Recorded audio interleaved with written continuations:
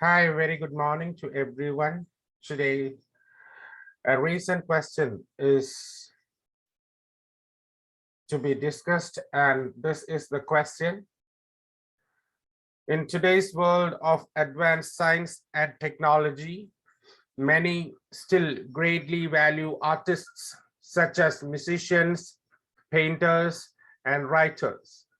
What can the arts tell us about life that science cannot? So this is the particular question that we are going to discuss today. Now, when we analyze the question, so the question is not as usual what you see there. My candidates might ask me why there is no agree or disagree. There is no discuss both views and give your opinion. So there is no cause and effect. So how can I recognize the question? So just see this part. This is the question part. So I can underline it and I can highlight it in red. And the yellow highlight is the statement part. So the topic is to be understood first. So we analyze the topic in today's world. It means at present. So it is at present. It means we are dealing with at present. We are not dealing with the past. We are not dealing with the future. We are dealing with the present. In today's world of advanced science and technology, we have a lot of progresses in the science and technology today. We can see many still greatly value artists such as musicians, painters, and writers. You can say that many of the people still value. So here is something which is very crucial. This is the most crucial word in this particular statement. Still greatly value. It means they greatly valued in the past. They are valuing at present, even though we have an advanced science and technology today. So we are living in an advanced science and technological world, even though we are living in this thing, although we are living in a very advanced technological world. Many of the people greatly values artists such as musicians, painters, and writers. Excuse me.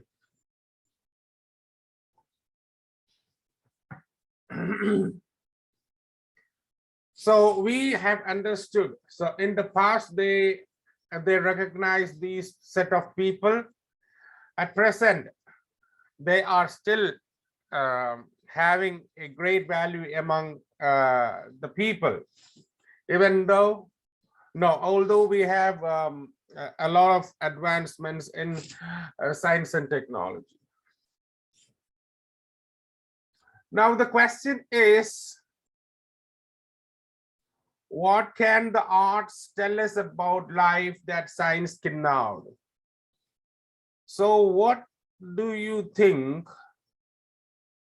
are the advantages of arts? What do you think are the merits of arts?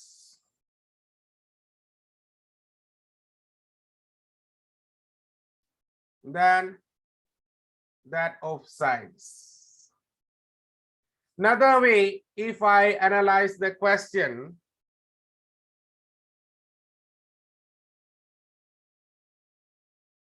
there are advantages which arts, there are merits, there are benefits arts can give to human life. There are merits that science can give to human life. So there are merits here there are merits here. So what merit it has special, which this group don't have? This group is also providing you benefits. This group is beneficial. This group is beneficial. So we are going to analyze. These are providing 1, 2, 3. These are providing 1, 2, 3 plus 4 and 5. So 4 and 5 is what we need to discuss. We are not going to discuss 1, 2, and 3. This is the question if I analyze this thing. And this is not a personal opinion question. So it is a real question. You have to tell the fact. Everyone should agree it is 4 and 5 that this group has than that of this group. So science and technology, in this group, they are not providing 4 and 5. This group is providing 4 and 5. This is the merit. So we are going to discuss 4 and 5 here, not 1, 2, and 3. So this is the question. When we analyze the question, we need to interpret in a symbolic way, or else we won't be understanding what exactly the question is. So analyzing the question is a very important task in our writing task. If we don't analyze the task properly, our task response will be very poor. If your task response is very poor, so you know that 25% of your writing score is task response. Another 25% is grammar. Another 25% is lexical resource. Another 25% is this cohesion and coherence. All together is the overall band score of your writing task 2. So this is one of the crucial sector, task response. If you are scoring only 10 out of 25, your aggregate score will be affected severely. So I have to make it proper. So this is what. So we need to understand, just don't look at the words which are familiar in the questions. Just don't look at agree, disagree, discuss both views. All these things may not be there always. What we have to do is that we need to analyze this thing proper way. Now I have given an example. What is special? This is one group. This is one group. So there we have A, B, C. Here also we have A, B, C. And here we have 1 and 2. So that is not available here. So this is what we are going to talk about. Okay. So this is what the question is when we analyzed. Now, once we have analyzed the question properly, we are looking ahead with framing the conclusion of this question. So in order to frame the conclusion of the question, that is the answer of the question. Here is it. So we are going to frame the conclusion of the question, not in the sheet of paper which you have got. In your mind, you have to frame the conclusion. What you have to do when you get this thing, why you have to finalize the matter in your mind? Because that brings you a clear-cut picture of the essay. So if you have this thing in your mind, you won't be deviating from the essay. So this particular sentence or sentences should be there in your mind, so that you have an ultimate aim. This is the destination I have to reach. So which way I have to go? Or else you start with the introduction You go with the first paragraph, second paragraph, third paragraph, you go like this. Instead of reaching here, you will be reaching here. So this is the common problem. Many of the students, they won't be finding enough time to frame a proper conclusion. So I request my students to frame a proper conclusion so that they can identify the pathway to reach their final destination. So this is your final destination. This is where you have to reach. This is where the answer is. This is the most crucial sentence or sentences of the essay. So whenever you realize that this is the most crucial part, you won't be doing the utter foolishness that spending 1 minute to complete the conclusion. If you know that this is too vital, then definitely you have to give concentration. You need to spend enough time to frame the conclusion in a proper way in your mind, so that your pathway to the destination, that is the final destination, that's the conclusion, is proper. If that is not there in my mind, I will be deviating my topic to somewhere else. I may be writing something else, and it will be difficult for you to come back to this particular stage. So this is what the first advice. Frame the conclusion in your mind, and always keep the conclusion in your mind whenever you start the essay. From the very beginning till the end, if you have conclusion in your mind, the benefit is that you will be having a proper cohesion and coherence. So we have seen how to deal with the task response, how to deal with the cohesion and coherence. If you have the final destination before you, that's the conclusion. So when we start with the introduction, you'll be connecting one by one naturally. There will be a natural instinct. You won't be doing it artificially by adding certain words there.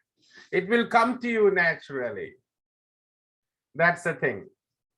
So conclusion is something which guides you from the very beginning of the essay, that's the introduction, through the body paragraphs. So it helps you to go with the proper cohesion and coherence.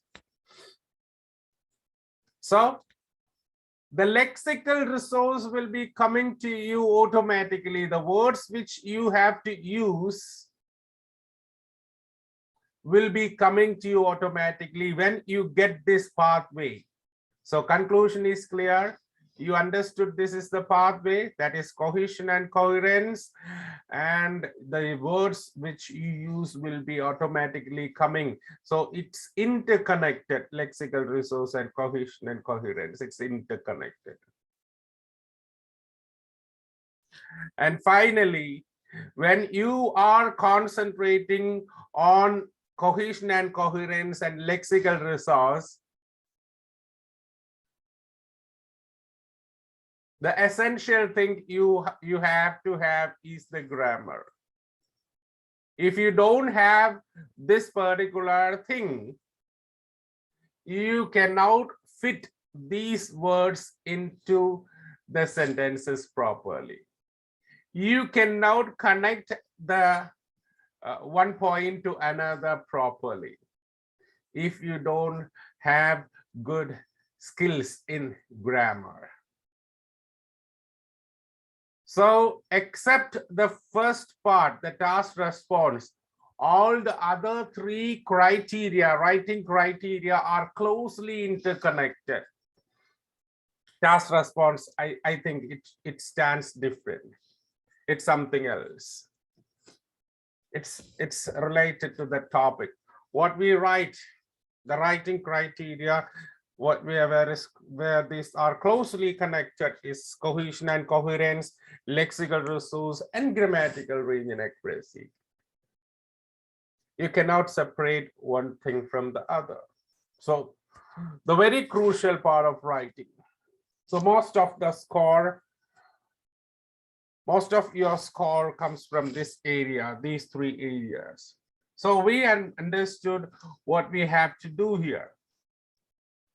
Now what we have to see, the first paragraph. One of the prominent reasons, so I'll go with the introduction. So what is the importance of introduction here? So introduction, the function of introduction is to give indication to what you are going to write in the essay. We don't have more importance for introduction. The purpose of introduction, I have to say, those candidates who spend a lot of time framing introduction and spend very little time in framing the conclusion, they are fools, utter foolishness. They have to give importance to conclusion and give very less time to introduction, because we are just rephrasing the topic. The topic is restated here and we are telling what we are going to say in the essay. That's it. We are not going to say anything in complex there in introduction. We are just saying the topic, addressing the topic and telling what we are going to say in the essay. That's it. We don't have any other function of the introduction. It's very clear. Now, you can say it's a fact that the influence of artists like musicians, painters, and writers in the society has not faded away, despite the technological advancements. This might be because of the distinct features when compared to science, which are discussed in the following paragraph. Nothing special here. We have seen the introduction. It is just an indication what you are going to say. It's just a highlight, a board which shows what you are going to write in the essay. Okay, so that's it. Now, the first particular paragraph. What are discussed in the following paragraphs? We are going to discuss the distinct features. What is the first distinct feature? Is the level of entertainment. I have to get the answer from the paragraph itself, so it should be connected. So we are going to discuss something in the following paragraphs. It's clear. And what we are going to discuss is the distinct features. And where is the first distinct feature? It is here. Is it explained? Yes, it is definitely explained with example of music. So here we have musicians. It's just example, the level of entertainment. It can be given by musician, it can be given by painters, it can be given by writers, but we are giving here the focus to musicians, how they are giving the elated level of entertainment, elevated level of entertainment. So it is example, with example it is given. And one crucial thing is that we have compared that with the science and technology. We have addressed not only the musicians, we have compared it with science. So what is the distinctiveness is addressed there properly. Even though technology plays a significant role in the way which people enjoy, it cannot take people to this level of heightened pleasure. This level of heightened pleasure can be given only by musicians, not by the technology. Technology can give some sorts of pleasure, but not to this stage. It cannot take you to this level of entertainment, which musicians only can do there. Now we are moving ahead with the second uh, prominent thing. The way the people enjoy different arts is distinct from person to person. And this uniqueness can be seen another reason. So this is the thing. So the way people enjoy different arts is distinct from person to person, and this uniqueness is seen as another reason. So we are going to see with uniqueness, what you mean by this uniqueness. Where we are focusing on uniqueness, we are just going ahead with painters here. It is applicable to musicians, it is applicable to writers. It is more specifically focused here for musicians or for painters here. Now we have discussed that matter with reference to modern technology. Anyone can become a painter with the help of modern technology. Okay.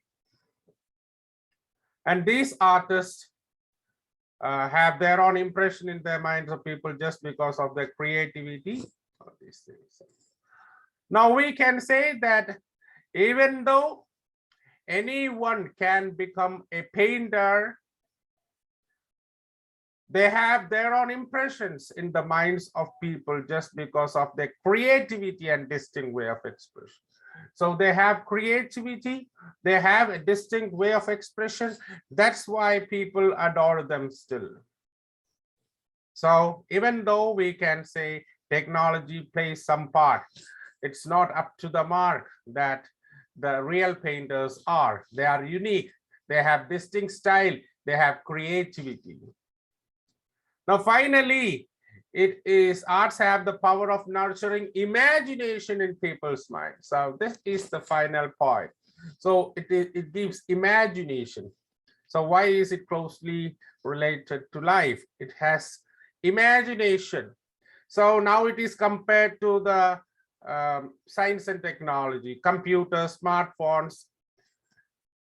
It can also do that, but it is limited. We have limitations in doing that. It is programmed. We have a wide option of imagination when you read books. So we are focusing on writers. So this is what we have seen in the paragraphs. In the first paragraph, we have seen musicians, and we have compared it with the science and technology. The second paragraph, we have focused on painters. We have compared it with the science and technology. The third point, we have focused on the writers. We have compared it with the modern science and technology. So all these things you have seen. Yes, here also we have benefits, here also we have benefits, but here in reality musicians, writers and painters have something more when compared to others, more benefits. That's what we have highlighted, and that is closely related to the real life of humans. Imagination, they love uniqueness, they need an elevated level of enjoyment, entertainment, pleasure. So all these things can be done by artists, by real artists like musicians, painters and writers better than the science and technology, because they are closely related to life. People can easily perceive them than science and technology. To conclude, it's clear that the influence of artists and musicians, painters, writers are still at large even in this tech-savvy world. It's very clear. Undoubtedly, with no doubt, we can say that this influence is because of their distinct features towards life, which many of their followers admire about. So that is the end. So we would have made the conclusion better if we would have added science and technology. That is the only demerit I can see in this particular essay. So if you would have added science and technology, if you would have added science and technology here, or something related to science, the conclusion would have been better. So that is one of the improvements we can make in this essay, and hope that is the end of this particular session here.